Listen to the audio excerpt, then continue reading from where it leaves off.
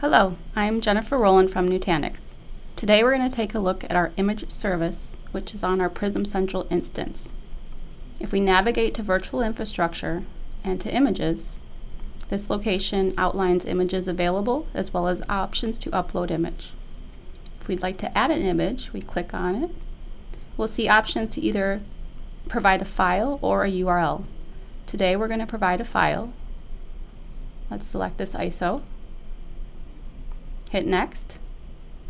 Today we're not going to use the categories and policies method, but use direct. Select our clusters and hit Save.